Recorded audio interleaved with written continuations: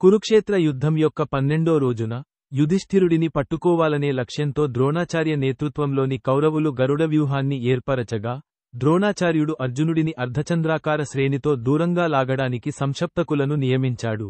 దానిని అతను గొప్ప విజయంతో చేశాడు. అర్జునుడు సంక్షప్తకులతో తీవ్రంగా పోరాడాడు. చివరికి వారిలో చాలా మందిని చంపాడు. అయితే ఇది అతన్ని ప్రధాన యుద్ధభూమి నుండి వేరుచేసి, ద్రోణాచార్య లక్ష్యం నెరవేరింది. ఈ రోజు కూడా ఒకే పోరాటాలు మరియు రాజు భగదత్త మరియు అతని ఏనుగు సుప్రతికను చంపడం ద్వారా గుర్తించబడింది.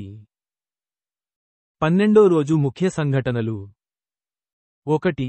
ద్రోణుడి వ్యూహం.